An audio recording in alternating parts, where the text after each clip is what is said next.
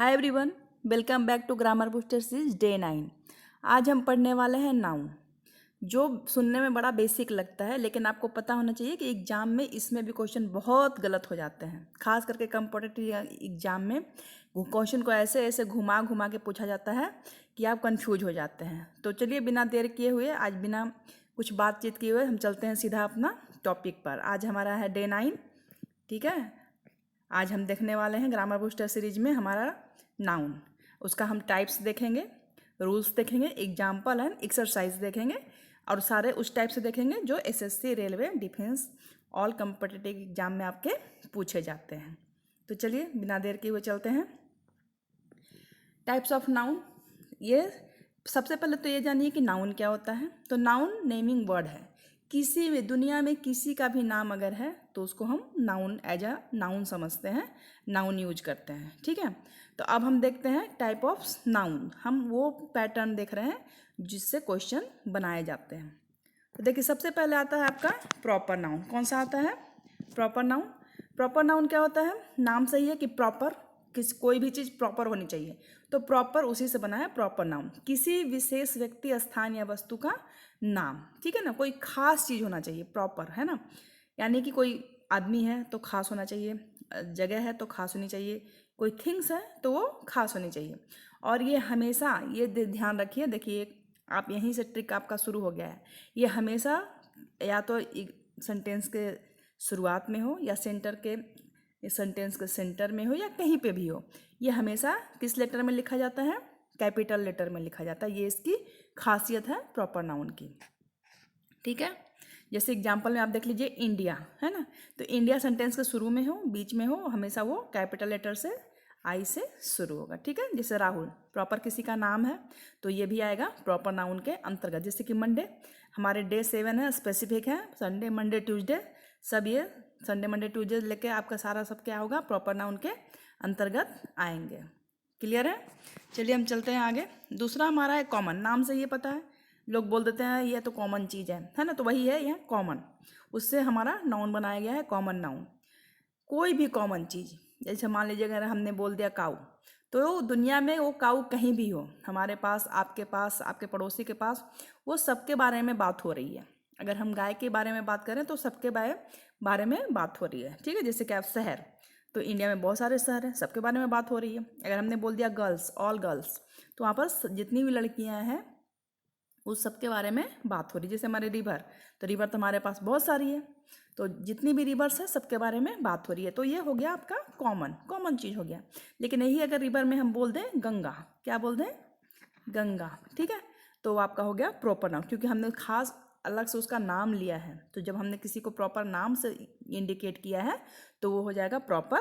और जब हमने उसको बस कैटेगरी वाइज रखा है कि हाँ ये नदी के अंतर्गत आता है, लड़की के अंतर्गत आती है, शहरों के अंतर्गत आता है, तो वो आपका हो जाएगा कॉमन नाउन। क्लियर है?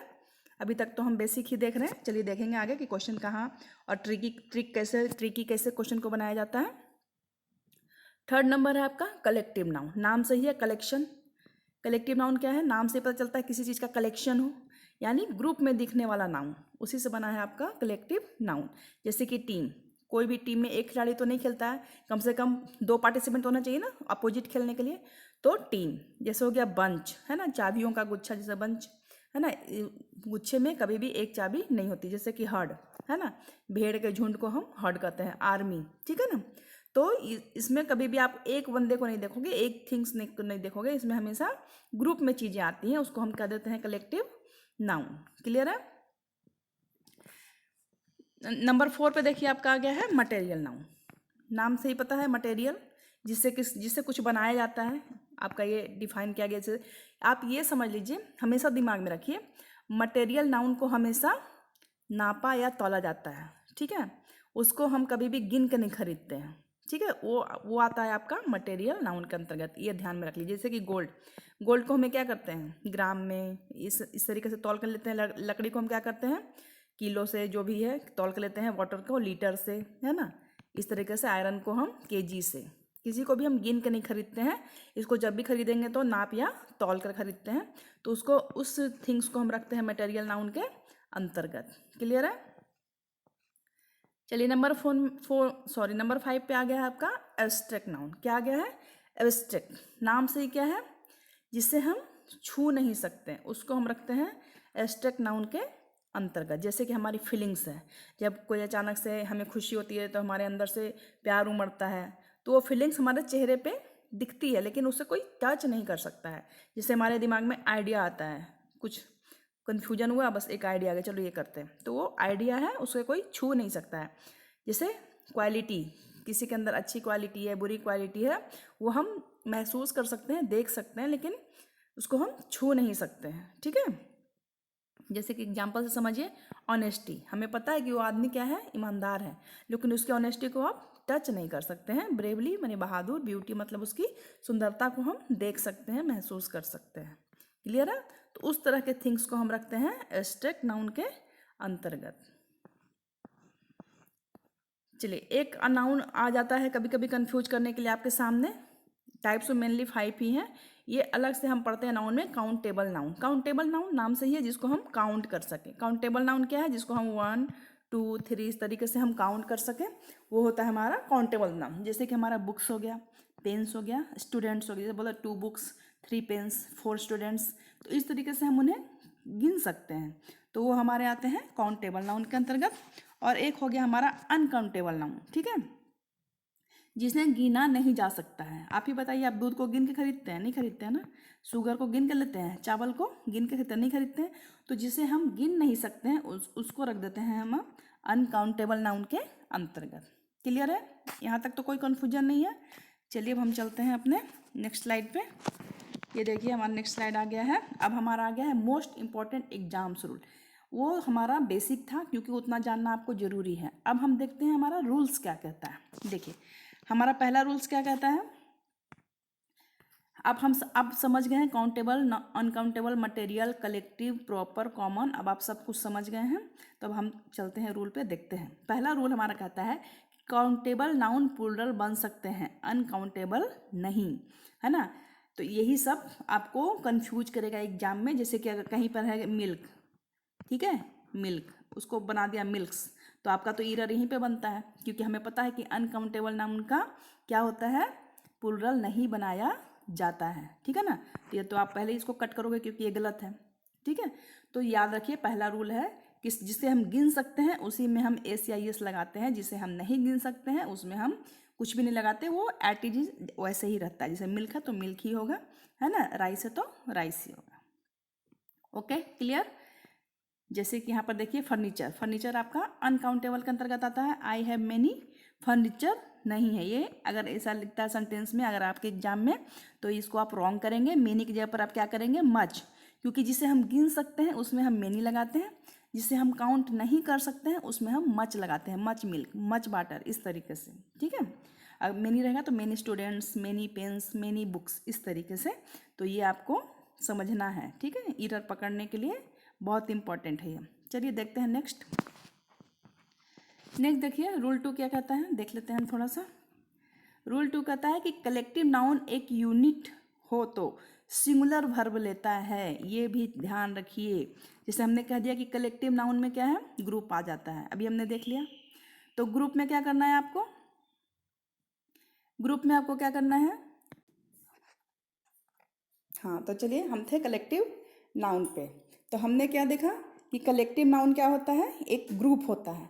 तो हम ग्रुप जहाँ पर, जैसे हमने पढ़ा हुआ है पहले, कि जहाँ पर भी एक से ज़्यादा चीज़ आती है वहाँ पर वो प्लूरल बन जाता है, और वहाँ पर हम इज न लगा के आर लगा देते हैं। लेकिन यहाँ पर ये कन्फ्यूजन दूर कर लीजिए कि जहाँ भी कलेक्टिव नाउन रहे, ठीक है, जहाँ भी कलेक्टिव नाउन रहे वहाँ पर आपको आर यूज नहीं करना है, आपको सिंगुलर वर्ब ही लेना है। क्या लेना है आपको, सिंगुलर वर्ब लेना है। जैसे कि देखिए टीम है, टीम है, तो टीम क्या है, यहाँ पर एक टीम खेल रही है, तो टीम इज प्लेइंग वेल, तो ये टीम ना सिंगुलर के अंतर्गत आता है, तो आपको सिंगुलर वर्ब ही उसके साथ लगाना है। ये ईरर बहुत एग्जाम में बच्चे गलत करके आते हैं। ठीक है, लेकिन अगर the team fighting among themselves, देखिए यहाँ पे एक दूसरे से, देखिए यहाँ पे 2 टीम हो गया, देमसेल्व्स एक दूसरे से क्या कर रहे हैं, फाइटिंग हो रहे हैं। जब मेंबर्स अलग हों, ठीक है, जब उनके अलग अलग उनके बारे में बात की जा रही है, तो वहाँ पर हम आर लगाएंगे।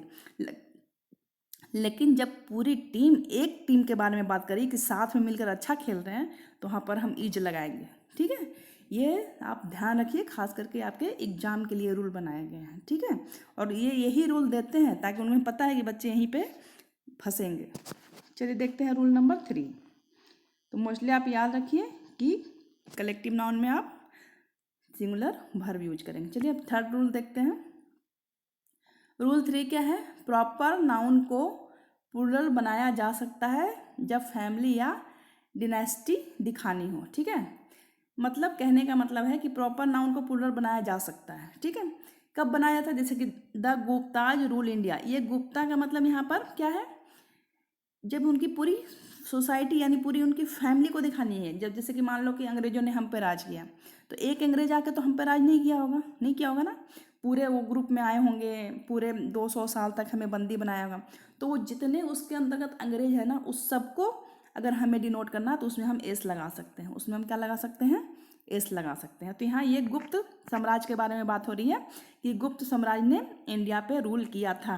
तो इसीलिए जब इस तरीके से बात है, जब उनकी फैमिली या पूरी उनकी सोसाइटी को शो करना होता है, तब हम प्रॉपर नाउन में एस लगा सकते हैं। तब हम प्रॉपर नाउन में क्या कर सकते हैं? गुप्ता में हम एस गुप्ताज कर सकते हैं कि पूरे गुप्ताज ने, उनके दादा ने, उनके परदादा ने, उनके बेटे ने पूरे इंडिया पे क्या किया था? राज किया था। तो इतना कहने से अच्छा है कि सीधे उनके टाइटल में क्या लगा दो? आप एस लगा दो। तो इस तरीके से होता है। तो ये इस तरह से आप करेक्शन को ध्यान रखेंगे, करेंगे। रूल 4 देख लेते हैं। रूल 4 क्या कहता है? मटेरियल नाउन को प्लूरल नहीं करते। मटेरियल नाउन का कभी भी प्लूरल नहीं बनाया जाता है, इसका आप खास ध्यान रखेंगे। ठीक है, जैसे मटेरियल नाउन में क्या आ गया? गोल्ड, आयरन, मिल्क, शुगर, है ना। राइजिस को भी हम नाप तोल के खरीदते हैं, उसका हम प्लूरल नहीं बनाते हैं। ये आपका रूल 4 है, ध्यान रखिएगा इस चीज़ का। जैसे कि अगर आप लिख देते हैं कि ही बाउट गोल्ड्स, है ना, गोल्ड्स, तो ये आपका रॉन्ग है। आपको सही करके क्या करना है? ही बाउट गोल्ड। ओके, क्लियर है? ये तो ईजी था, ध्यान में रहेगा आपके। चलिए रूल 5 देख लेते हैं हम। एब्स्ट्रैक्ट नाउन को एडजेक्टिव से बनाया जाता है। एडजेक्टिव जैसे कि आप क्या हो गया? जो नाउन और प्रोनाउन दोनों की खासियत बताता है, उसको हम कह देते हैं एडजेक्टिव्स। ओके, तो ये जो एब्स्ट्रैक्ट नाउन है उसको हम एडजेक्टिव के जैसा LRY LY इस तरह से हम बनाते हैं। जैसे ब्रेव का हो गया ब्रेवरी, ऑनेस्ट का ऑनेस्टी, ब्यूटीफुल का ब्यूटी, इस तरीके से उसको एडजेक्टिव बना देते हैं। जैसे अब ये ब्रेवरी हो गया, ऑनेस्टी हो गया, ब्यूटी हो गया, तो ये क्या हो गया? एडजेक्टिव में चेंज हो गया है। ठीक है, सारे को नहीं कर सकते, सिर्फ एब्स्ट्रैक्ट नाउन को करते हैं। क्लियर है? नेक्स्ट देखिए, अब आपके सामने आ गया है 20 इंपॉर्टेंट एग्जाम्पल्स। इसमें से 10 हम मिलके करेंगे, 10 आप खुद से प्रैक्टिस करके देखेंगे कि आपका एरर जो आ रहा था वो अब आ रहा है या नहीं आ रहा है। ठीक है, जैसे कि इसमें बताना है, देखिए तो सिंपल वाला है, honesty is the best policy.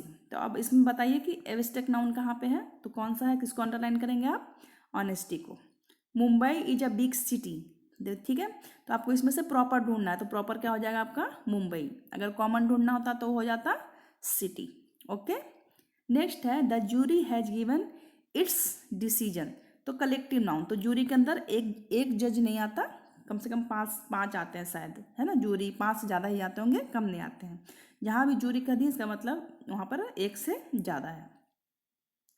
ठीक है, the drank a glass of milk, material plus major word, है ना।